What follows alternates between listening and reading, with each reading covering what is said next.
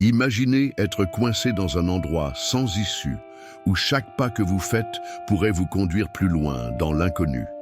Un endroit créé non seulement pour vous empêcher de partir, mais pour vous embrouiller, pour vous faire douter de chaque choix. Maintenant, réfléchissez. Combien de fois dans notre vie avons-nous ressenti cela? Perdus dans nos propres labyrinthes, confrontés à des défis qui semblent impossibles à surmonter, aujourd'hui, nous allons explorer l'une des constructions les plus ingénieuses de la mythologie grecque, le labyrinthe de Crète. Un lieu créé par le brillant Dédale pour emprisonner le redoutable Minotaure, un monstre qui symbolisait non seulement la force brute, mais aussi les peurs et les dilemmes auxquels beaucoup sont confrontés tout au long de la vie. Et au centre de cette histoire, nous avons Thésée, le jeune homme qui a osé défier le destin, affrontant non seulement le Minotaure, mais aussi ses propres limites. Mais serait-il capable de sortir de là seul?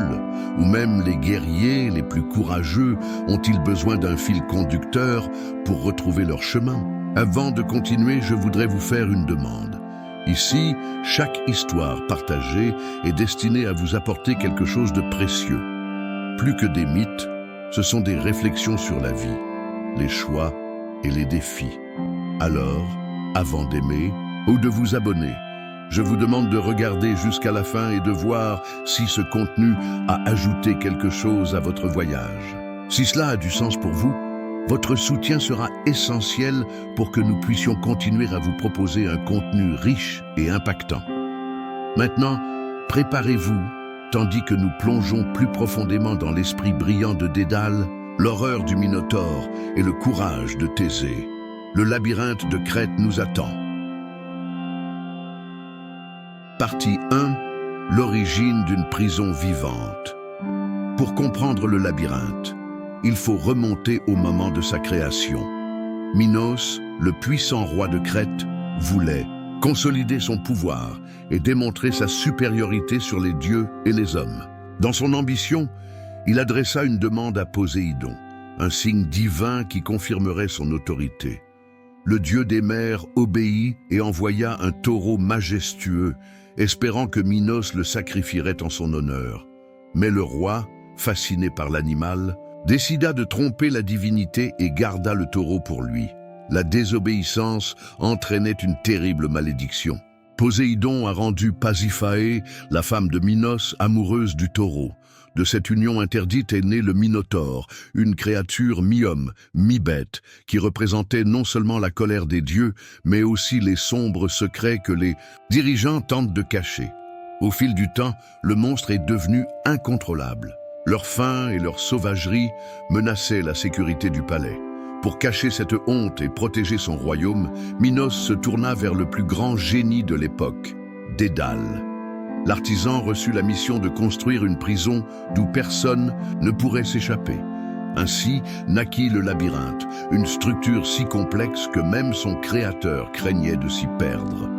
Mais le labyrinthe n'était pas seulement une captivité pour le Minotaure. Elle deviendrait également le théâtre de défis, de trahisons et de luttes pour la survie. Comme tant de situations dans nos vies, c'était une solution créée pour un problème qui, au final, n'en engendrerait que de plus gros. Dans les prochains épisodes, nous verrons comment Thésée entre dans cette histoire et quelles stratégies seraient nécessaires pour affronter la terreur cachée au cœur du labyrinthe. Partie 2, la promesse d'un héros. Alors que la Crète tentait de garder son secret enfoui à l'intérieur du labyrinthe, Athènes subissait les conséquences de cette malédiction. En guise de punition pour un crime passé, la ville fut contrainte d'envoyer tous les 9 ans 7 jeunes hommes et 7 jeunes filles en hommage au Minotaure. Aucun d'entre eux n'est jamais revenu. L'humiliation rongea l'orgueil athénien et le roi Égée porta le blâme d'avoir accepté cette condition imposée par Minos. C'est alors que son fils, Thésée, décida que ce cycle d'horreur devait prendre fin. Jeune, déterminé et animé par un sens inébranlable de la justice, il s'est porté volontaire pour faire partie des hommages. Mais son intention n'était pas d'être une autre victime. Il avait l'intention d'affronter le monstre et de mettre un terme à ses tourments. En disant au revoir à son père, Thésée fit une promesse. S'il était victorieux, il reviendrait avec des voiles blanches sur son navire, signalant sa conquête. S'il échouait, les bougies resteraient noires, symbolisant sa mort.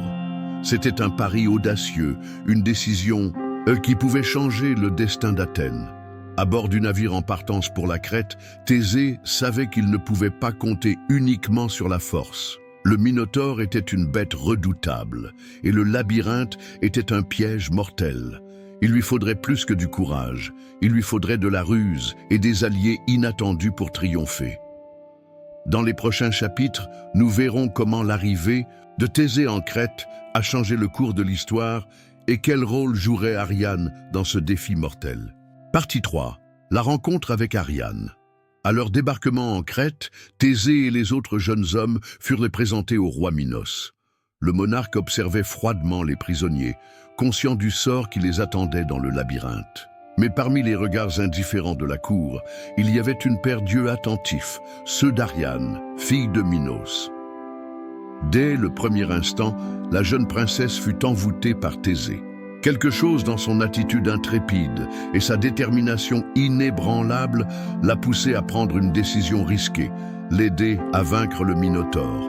Mais comment pouvait-il tromper son propre père et assurer à Thésée une réelle chance de survie? Ariane rechercha en secret Dédale, l'architecte du labyrinthe. L'artisan, qui connaissait tous les détails de la construction, suggéra un plan, un fil qui servirait à guider Thésée vers la sortie après l'affrontement. Ariane tendit alors au héros une pelote de fil et une épée, les seules armes qui pouvaient égaliser les chances contre le monstre. Mais cette alliance entre Ariane et Thésée allait avoir des conséquences. En choisissant de trahir la Crète pour sauver le jeune guerrier, elle a scellé son propre destin. Serait-elle prête à quitter sa terre natale et à suivre un chemin incertain aux côtés de l'homme qu'elle connaissait à peine? Dans les Batwood-Til, prochain chapitre, nous verrons comment le courage d'Ariane et la stratégie de Thésée vont se dérouler au cœur du labyrinthe. Partie 4. Le labyrinthe et le Minotaure. Avec la pelote de fil dans ses mains et son épée fermement dans sa main, Thésée entra dans l'obscurité du labyrinthe.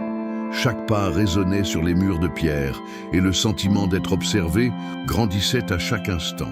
L'air était lourd de l'odeur d'humidité et du silence oppressant. Le jeune prince d'Athènes a démêlé le fil au fur et à mesure, sachant que c'était son seul moyen de revenir. Le labyrinthe de Dédale n'était pas seulement une construction ingénieuse. C'était le reflet des choix de ceux qui y entraient. À chaque couloir, à chaque virage inattendu, il y avait le doute, la peur d'aller dans la mauvaise direction. Combien de fois dans la vie ne nous sentons-nous pas ainsi? Perdus dans nos propres défis, ne sachant pas si la prochaine décision nous mènera à une solution ou à une impasse. Thésée continua ses recherches, à l'écoute des moindres bruits. Et puis, au milieu de l'obscurité, un rugissement profond fit vibrer les murs. Le Minotaure était proche. La bête n'était pas seulement un monstre, c'était un prisonnier de sa propre existence, un être qui n'avait jamais choisi d'être ce qu'il était, condamné à vivre dans les ténèbres, se nourrissant de la peur des autres. Les pas de Thésée devinrent plus prudents. Il savait que la bataille approchait et que seul l'un des deux sortirait vivant de cet endroit. Mais le courage sans stratégie n'était que folie. Il lui faudrait réfléchir rapidement, en utilisant son esprit ainsi que sa force. Dans le prochain chapitre, nous verrons la confrontation entre le héros et la créature, un duel non seulement de force, mais de destin. Partie 5. La confrontation entre Thésée et le Minotaure.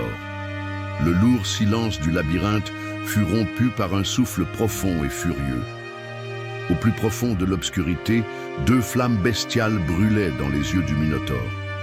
Le monstre, mi-homme, mi-taureau, représentait non seulement la fureur des dieux, mais aussi tout ce qu'il y avait de sauvage et d'incontrôlable dans chaque être humain. Thésée tenait fermement son épée. Son cœur battait fort, mais il ne pouvait pas hésiter. Le Minotaure chargea en avant et l'impact de sa charge fut comme le tonnerre.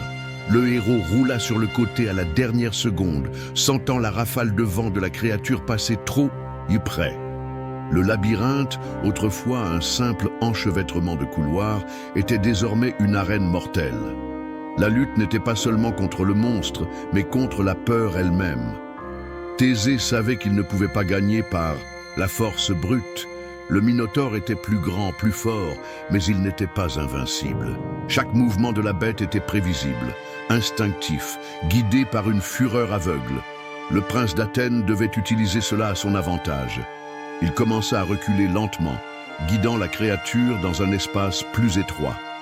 Le Minotaure chargea furieusement, mais chaque attaque gaspillée lui faisait dépenser plus d'énergie.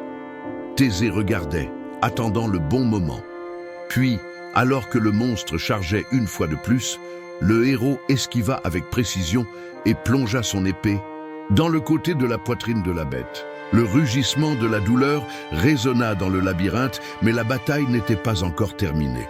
Le Minotaure se retourna, frappant avec une fureur aveugle. Thésée fut jeté contre un mur, l'air expulsé de ses poumons. Mais il ne pouvait pas s'arrêter, pas maintenant. D'un dernier coup sûr, Thésée enfonça la lame dans le cœur du Minotaure. La créature poussa un dernier soupir, ses yeux, autrefois remplis de fureur, étant désormais vides. Le corps de la bête tomba lourdement sur le sol en pierre. La bataille a été gagnée, mais le véritable défi restait encore à relever. Sortir du labyrinthe avant que le chemin ne soit perdu à jamais. Dans les prochains chapitres, nous verrons si Thésée saura trouver la sortie ou s'il restera coincé à jamais dans le piège de Dédale. Partie 6, le chemin du retour. La respiration de Thésée était toujours rapide. Le Minotaure gisait immobile devant lui, l'ombre du monstre enfin vaincu. Mais il n'y avait pas de temps pour la célébration. Le véritable défi n'était pas encore terminé. Le labyrinthe était dangereux. L'obscurité semblait bouger, les couloirs semblaient changer de place, comme s'ils avaient une vie propre. Dédale avait créé un lieu où l'esprit lui-même devenait l'ennemi, un espace où le doute menait à la perdition. Mais Thésée n'était pas seul. Il avait le fil d'Ariane. Avec précaution, il commença à suivre la pelote de laine, qu'il avait démêlée en chemin. Chaque pas vers la sortie était un test de confiance, tout comme dans la vie où la solution à nos problèmes est souvent juste devant nous, mais nous avons besoin de foi pour continuer à marcher sans nous. Laissés ébranlés par l'incertitude, le silence du labyrinthe semblait désormais plus menaçant que la présence du Minotaure. Chaque ombre semblait cacher un danger, chaque bruit lointain résonnait comme un nouveau piège, mais Thésée ne se laissa pas arrêter. Il tenait fermement le fil, lui rappelant qu'une promesse avait été faite et qu'une personne l'attendait dehors. Pas à pas, couloir par couloir, il avançait. Le même chemin qui semblait autrefois une impasse révélait désormais sa logique, sa structure. Le labyrinthe n'était pas invincible. Comme beaucoup de nos peurs, elle semblait plus grande qu'elle ne l'était en réalité, jusqu'à ce que nous trouvions la clé pour y faire face. Puis enfin, une rafale de vent toucha le visage de Thésée. L'entrée était proche, et quand il sortit de l'obscurité, Ariane était là, l'attendant. Ses yeux reflétaient à la fois le soulagement et l'appréhension. Ils avaient vaincu le Minotaure, mais il leur restait encore un dernier défi à relever, s'échapper de Crète. Dans le prochain chapitre, nous verrons comment Thésée et Ariane s'échappent de l'île et comment le destin réserve souvent des chemins inattendus à ceux qui défient les dieux. Partie 7. L'évasion de Crète. Thésée est sorti du labyrinthe en tant qu'homme qui avait défié la mort elle-même et gagné. Le Minotaure était mort et Athènes n'aurait plus besoin de sacrifier ses petits pour satisfaire la cruauté de Minos. Mais il n'y avait pas de temps pour la célébration. Si le roi découvrait ce qui s'était passé, sa fureur serait implacable. Ariane, qui avait tout risqué pour l'aider, était à ses côtés. Son cœur battait fort, car il savait qu'en trahissant son père, il n'y aurait aucun moyen de retourner en Crète. Son destin était désormais lié à celui de Thésée. Sous le clair de lune, les deux se dirigèrent vers le port, où les compagnons de Thésée attendèrent sur le navire. Chaque pas était un mélange d'espoir et de peur. S'ils étaient découverts, ils seraient tués avant même d'avoir atteint le navire. Mais la chance était de leur côté. Le chaos dans le palais n'avait pas encore commencé. Personne ne se doutait que le monstre du labyrinthe n'existait plus. En arrivant au navire, Thésée ordonna de mettre immédiatement les voiles. Les voiles se sont levées, captant le vent de la nuit, et le navire a traversé les eaux de la mer Égée. Il s'était échappé, mais le voyage était loin d'être terminé. Ariane regarda l'île qui devenait un point lointain à l'horizon. Il avait tout laissé derrière lui, sa maison, sa famille, son passé. Mais avec Thésée à ses côtés, elle croyait qu'un nouveau départ l'attendait. Cependant, le destin est imprévisible. Et bientôt, Ariane découvrirait que toutes les fins ne sont pas comme nous l'imaginons. Dans le prochain chapitre, nous verrons comment la promesse d'un avenir ensemble se transformerait en une séparation douloureuse et comment une erreur changerait le destin de Thésée pour toujours. Partie 8. Le destin d'Ariane. L'évasion de Crète fut un succès. Le navire de Thésée sillonne les eaux de la mer Égée, laissant derrière lui le sombre passé du labyrinthe. Ariane, qui avait tout sacrifié pour suivre le héros, regardait l'horizon avec espoir. Son avenir avec lui semblait prometteur. Mais le destin, comme toujours, nous réservait des surprises. Après des jours de voyage, le groupe est arrivé sur l'île de Naxos pour se reposer. Ariane s'endormit sur la plage, épuisée par le voyage et soulagée de croire qu'à son réveil, elle commencerait une nouvelle vie. Cependant, lorsqu'il ouvrit les yeux, tout autour de lui avait changé. Le navire de Thésée n'était plus là, il était parti. La raison de cet abandon est entourée de mystères. Certaines versions disent que les dieux intervinrent, ordonnant à Thésée de la laisser là, car elle avait un autre destin à accomplir. D'autres suggèrent qu'il ne la voulait tout simplement plus à ses côtés. Quoi qu'il en soit, le fait est qu'Ariane s'est retrouvée seule, trahie par celui qu'elle avait aidé, mais son histoire ne s'arrêterait pas là. Le dieu Dionysos, seigneur de la fête et de l'extase, trouva Ariane dans sa tristesse. Charmé par sa beauté et son courage, il la prit pour épouse, la rendant immortelle et la couronnant comme sa reine. La femme qui avait été rejetée par un mortel est devenue l'épouse d'un dieu. Pendant ce temps, Thésée continuait son voyage de retour vers Athènes, sans imaginer qu'abandonner Ariane ne serait pas son seul échec. Le héros commettrait encore une erreur fatale qui lui coûterait cher. Dans le chapitre suivant, nous verrons comment un simple oubli a transformé une victoire en tragédie et a marqué à jamais l'histoire de Thésée. Partie 9. L'erreur fatale de Thésée. Après avoir laissé Ariane derrière lui, Thésée continua son voyage vers Athènes, certain qu'il reviendrait en héros. Il avait vaincu le Minotaure, libéré son peuple de l'humiliation et prouvé son courage. Mais au milieu de l'euphorie, un détail crucial a été oublié. Avant de partir pour la Crète, il avait fait une promesse à son père, le roi Égée. S'il revenait victorieux, il hisserait des voiles blanches sur le navire. S'il échouait, les voiles noires resteraient flottantes, signalant sa mort. Mais perdu dans ses pensées, ou peut-être encore tourmenté par la décision d'abandonner Ariane, Thésée ne changea pas les voiles. Et lorsque le roi vit le navire s'approcher avec ses voiles noires, il fut envahi par le désespoir. Égée, incapable de supporter la douleur de la perte de son fils, se jeta dans la mer du haut d'une falaise, mettant fin à ses jours. Lorsque Thésée posa enfin le pied sur le sol athénien, il apprit ce qui s'était passé. La joie de la victoire a été instantanément remplacée par le poids d'une tragédie irréparable. La mer où son père est mort a été appelée Mère Égée en son honneur, et Thésée, désormais roi d'Athènes, portera à jamais la culpabilité de cette erreur. L'histoire nous apprend que parfois un seul détail oublié peut tout changer. Le triomphe peut se transformer en tragédie et la gloire peut être ternie par le regret. Mais l'héritage de Thésée n'était pas encore terminé. Dans le prochain chapitre, nous verrons comment il a fait face à sa nouvelle réalité de roi et les choix qui ont défini le reste de son voyage. Partie 10. Le prix de la gloire. Thésée était revenu à Athènes en héros, mais son triomphe portait un poids insupportable. La mort de son père n'était pas seulement une perte personnelle, était un symbole du coût de leur choix. Le jeune homme qui était parti en quête de gloire tenait désormais entre ses mains le sort d'un royaume et le fardeau de la culpabilité. En prenant le trône, Thésée a essayé de gouverner avec sagesse. Inspiré par les leçons apprises au cours de son voyage, il chercha à transformer Athènes en une ville prospère, unissant les gens et établissant des lois équitables. Il ne voulait pas seulement être reconnu comme le tueur du Minotaure, mais comme un roi qui apportait l'ordre et la justice. Cependant, la vie d'un héros n'est jamais paisible. Ses aventures ne s'arrêtent pas là.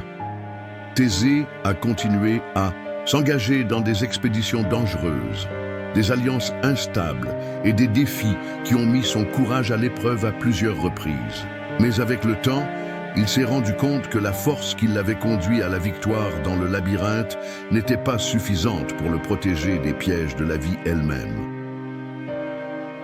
Les années passèrent et la ville pour laquelle il s'était tant battu commença à s'éloigner de son roi. Les mêmes qui l'avaient salué comme un sauveur en sont venus à le voir comme un dirigeant lointain, prisonnier de ses gloires passées. Sa fin fut mélancolique. Trahi et expulsé d'Athènes, il mourut seul, loin de la terre pour laquelle il avait tant combattu. Le labyrinthe crétois n'était qu'un des défis auxquels Thésée était confronté. Mais en fin de compte, son plus grand ennemi n'était pas le Minotaure, mais les conséquences de ses propres décisions. Tout comme dans la vie, les grandes victoires ne garantissent pas toujours une fin heureuse. Ce que nous faisons de nos réalisations compte autant que les défis que nous surmontons. Et ainsi se termine le voyage de Thésée, une histoire de bravoure, d'erreur et de destin, un mythe qui résonne encore aujourd'hui, nous rappelant que chaque chemin a ses propres labyrinthes. Si cette histoire vous a fait réfléchir au courage, au choix et au labyrinthe de la vie, alors cette chaîne est pour vous. Ici, nous explorons des mythes qui vont bien au-delà de la légende. Ce sont des leçons intemporelles qui continuent de résonner aujourd'hui. Alors, si vous voulez plus de récits épiques, pleins de symbolisme et d'enseignements, n'oubliez pas de vous abonner à la chaîne. Activez les notifications pour ne manquer aucune vidéo et, si ce contenu vous a apporté quelque chose, aimez-le et partagez-le. Chaque mythe a quelque chose à nous apprendre. Et qui sait, peut-être que la prochaine histoire ne sera pas exactement celle que vous avez besoin d'entendre. On se retrouve dans la prochaine vidéo.